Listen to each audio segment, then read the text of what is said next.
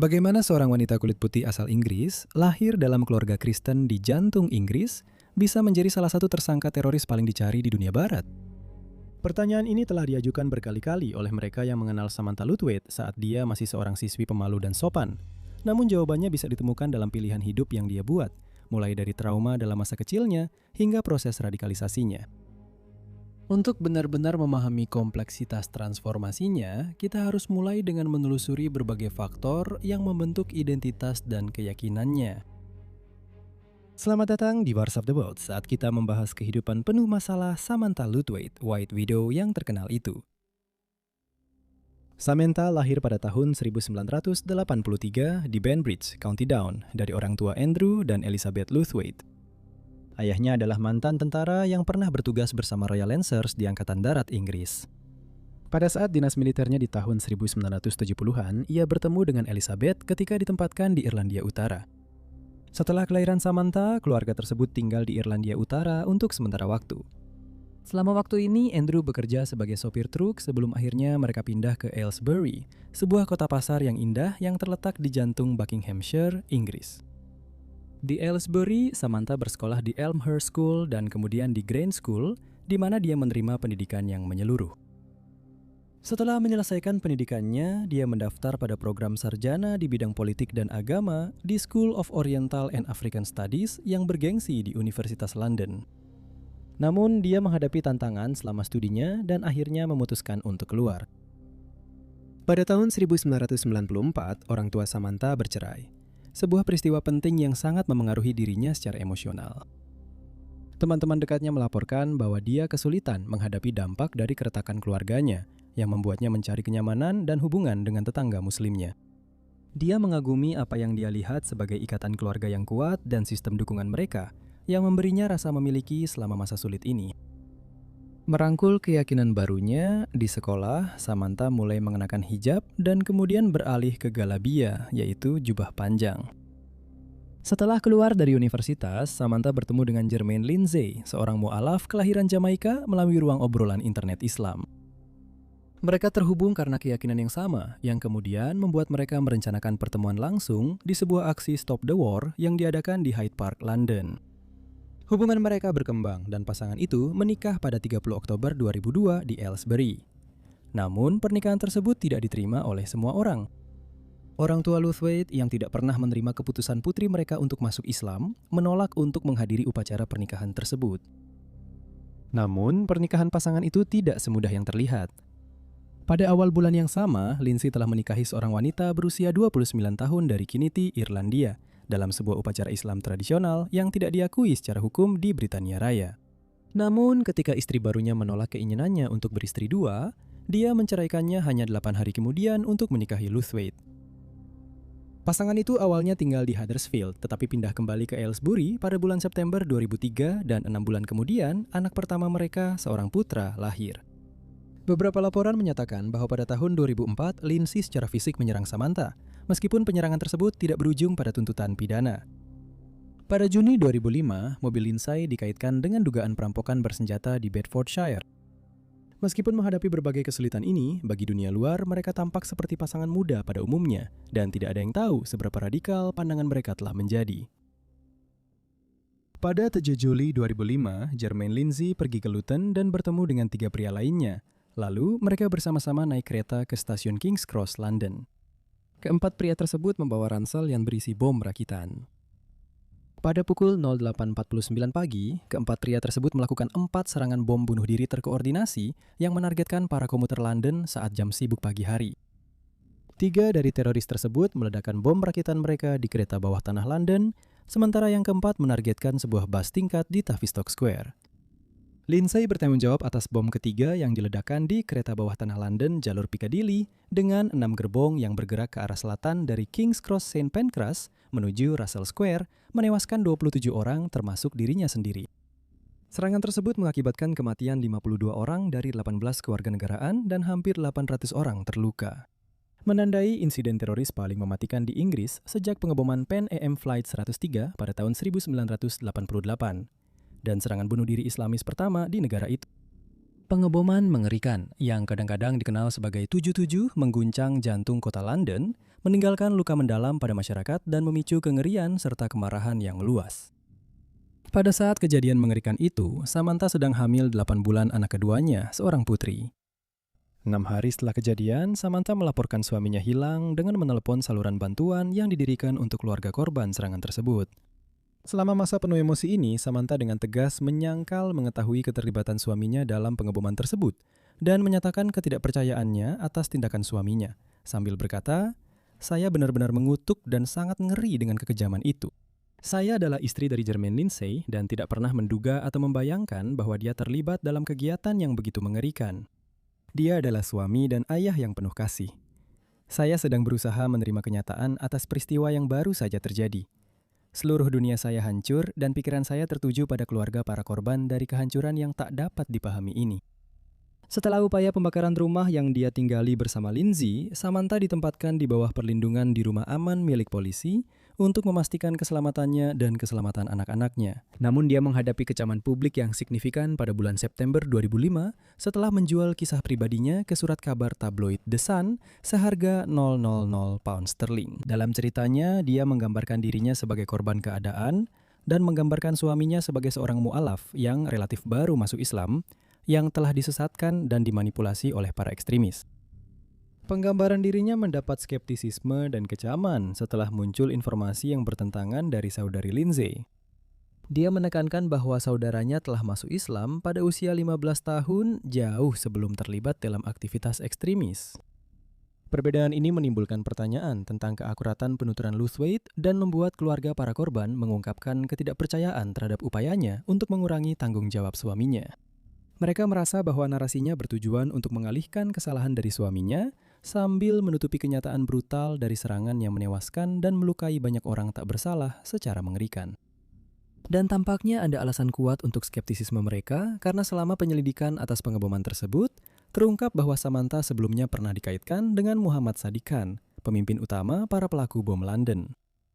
Kaitan ini menimbulkan pertanyaan tentang keyakinannya dan pemahamannya terhadap tindakan suaminya. Selama beberapa tahun setelah serangan teroris di London, Samantha, yang kini dikenal luas sebagai White Widow, berhasil menghilang dari pengawasan. Ada laporan bahwa dia telah melahirkan anak ketiganya pada tahun 2009. Namun, nama ayah dari anak tersebut tidak tercantum di akta kelahiran. Setelah melahirkan, dia dilaporkan pindah ke wilayah utara Inggris. Kemudian, dia menghilang bersama anak-anaknya sehingga muncul dugaan bahwa dia mungkin telah pergi ke Tanzania atau Somalia. Namun, petunjuk tentang keberadaannya segera mulai muncul, mengungkapkan seberapa dalam keterlibatannya dengan jaringan teroris ekstremis. Pada bulan Desember 2011, polisi Kenya menggerebek sebuah properti di Mombasa dan menangkap Jermaine Grant yang juga dikenal sebagai Ali Muhammad Ibrahim. Grant, seorang mualaf muslim asal Inggris berusia 29 tahun keturunan Jamaika dari London, menggunakan paspor Kanada palsu atas nama Peter Joseph. Setelah penangkapannya, ia didakwa atas kepemilikan bahan pembuat bom dan persiapan untuk melakukan tindak pidana berat.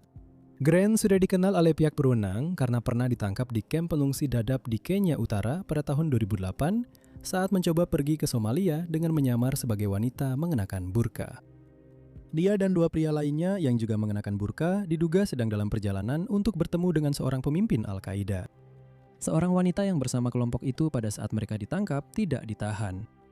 6 jam setelah penangkapan mereka, sekelompok 20 pejuang Al-Shabaab membebaskan ketiga pria itu dengan menyerbu pos polisi Dadajbula tempat mereka ditahan. Saat diinterogasi, Grant mengidentifikasi wanita itu sebagai pemimpin sel dan mengonfirmasi bahwa dia adalah Samantha Luthwaite, mengatakan kepada polisi, ada seseorang yang jauh lebih penting yang sebenarnya kalian cari. Dia adalah penyandang dana. Pada Januari 2012, polisi menggerebek apartemen tempat seorang wanita yang dikenal sebagai Natalie Webb menginap. Namun, dia sudah melarikan diri. Mereka percaya dia adalah bagian dari sel teroris yang telah merencanakan serangan yang menargetkan hotel dan turis di Mombasa selama Natal 2011. Selanjutnya, polisi anti-teror di Nairobi mengeluarkan surat perintah penangkapan untuk seorang wanita kulit putih yang menggunakan nama palsu Natalie Faye Webb. Wanita ini diketahui telah memperoleh paspor Afrika Selatan yang dikeluarkan secara curang. Dan setelah berkoordinasi dengan Scotland Yard, pihak berwenang mengonfirmasi bahwa dia menggunakan setidaknya 3 identitas berbeda, termasuk nama aslinya Samantha Luthwaite, dan ditemani oleh 3 anak. Foto pada paspor tersebut sangat mirip dengan Luthwaite. Pada saat itu, polisi menyatakan, "Kami percaya dia bukan pemain kecil. Dia termasuk di antara beberapa warga Inggris yang diketahui oleh dinas intelijen kami terkait dengan rencana teroris untuk menyerang kami." Natalie Webb yang asli kemudian diidentifikasi sebagai seorang perawat asal Inggris yang tinggal di wilayah sekitar London dan telah menjadi korban pencurian identitas. Sebuah tim besar detektif dari Inggris melakukan perjalanan ke Nairobi untuk membantu penyelidikan, dan upaya dilakukan untuk menemukan Lathwaite di Inggris. Pada saat itu, ayahnya berkomentar, "Saya tidak percaya dia akan terlibat dalam hal seperti ini dan berada di sana bersama anak-anak. Kami sudah cukup lama tidak berkomunikasi dengannya. Saya sudah lama tidak berbicara dengannya. Saya tidak tahu apakah dia ada di negara ini atau di mana dia berada. Dia punya banyak teman di utara, tapi tidak banyak berhubungan dengan kami. Saya bahkan tidak tahu nama anak terakhirnya." Pemeriksaan selanjutnya terhadap paspor yang ditemukan mengungkapkan bahwa wanita tersebut pertama kali masuk ke Kenya dari Tanzania pada 26 Februari 2011, lalu masuk kembali pada 25 Agustus dan sekali lagi pada 21 November. Dia ditempatkan di bawah pengawasan polisi Kenya setelah pindah ke sebuah apartemen di Mombasa yang dimiliki oleh mantan istri pendana teroris Musa Hussein Abdi. Abdi telah tewas pada Juni 2011 bersama Fazul Abdullah Muhammad, pemimpin Al-Qaeda di Afrika Timur, oleh pasukan bersenjata Somalia, dan diyakini telah memainkan peran penting dalam pendanaan Al-Shabaab. Pada Maret 2012, terungkap bahwa CIA telah bergabung dalam pencarian Lathwaite bersama dengan Habib Salik Ghani yang melarikan diri pada waktu yang sama. Keduanya diidentifikasi dari foto sebagai orang yang telah menyewa properti di dekat Hotel Mombasa Serena Beach yang eksklusif dan Sarova White Sands Beach Resort yang diduga polisi menjadi target mereka. Ghani menggunakan paspor palsu Mozambik dengan nama Marco Costa dan memberitahu pemilik rumah bahwa Lathwaite adalah istrinya. Seorang tetangga mengatakan bahwa mereka mengenalnya sebagai wanita kulit putih yang sangat tertutup, sering mengunjungi masjid dan tidak mengizinkan anak-anaknya bersekolah. Ketika polisi menggeledah properti tersebut, mereka menemukan sebuah laptop, magasin untuk senapan serbu AK-47, 100 butir amunisi, detonator, dan sebuah foto Lathwaite. Bukti sidik jari dikirim ke Scotland Yard dan hasilnya mengonfirmasi kecocokan dengan Samantha Lathwaite. Kantor Luar Negeri dan Persemakmuran Inggris memperingatkan bahwa kami percaya para teroris mungkin sedang dalam tahap akhir perencanaan serangan. Serangan-serangan ini bisa bersifat tak pandang bulu dan menargetkan institusi-institusi Kenya serta lokasi-lokasi tempat ekspatriat dan wisatawan asing berkumpul, seperti hotel, pusat perbelanjaan, dan pantai. Pada Oktober 2013, muncul laporan mengenai isi laptop dan flash disk yang digunakan oleh Lathwaite di Mombasa. Sebuah investigasi dari Sky News menunjukkan bahwa dia telah menggunakan komputer tersebut untuk meneliti pembuatan bom serta tips perawatan rambut dan kecantikan. Di antara 2000 file di perangkat keras tersebut, terdapat sebuah dokumen yang diunduh berjudul The Mujahideen Explosives Handbook dan sebuah puisi yang diduga ditulis oleh Lathwaite berjudul Ode to Osama, yang memberikan penghormatan kepada pendiri Al-Qaeda, Osama bin Laden. Menyusul perhatian media yang kembali terhadap Lathwaite, Naledi Pandor, Menteri Dalam Negeri Afrika Selatan, mengeluarkan pernyataan yang mengungkapkan bahwa paspor yang digunakan oleh Samantha Lathwaite telah diperoleh secara curang dan didapatkan menggunakan dokumen pendaftaran kelahiran. Pandor mencatat bahwa Lathwaite pertama kali masuk ke Afrika Selatan pada Juli 2008. Selama berada di negara tersebut, dia bekerja sebagai spesialis TI di sebuah pabrik daging halal di Johannesburg dan tinggal di properti sewaan di daerah Mayfair dan Bromhof. Dia juga meninggalkan jejak utang yang belum dibayar. Pada Juli 2010, Lathwaite melahirkan anak keempatnya, seorang putri, di sebuah pusat bersalin swasta di Johannesburg. Dia mendaftar di klinik tersebut dengan menggunakan nama Asma Syahida bint Andrews. Penyelidik antiterorisme meyakini ayah dari anak tersebut adalah Abdi Wahid, seorang mantan perwira Angkatan Laut Kenya yang membelot ke kelompok militan Al-Shabaab. Pada Mei 2014, dilaporkan bahwa Lathwaite telah menikah dengan Hasan Malim Ibrahim, seorang komandan senior di Al-Shabaab. Keterkaitan ini menyoroti keterlibatan mendalamnya dalam jaringan ekstremisme dan kekerasan.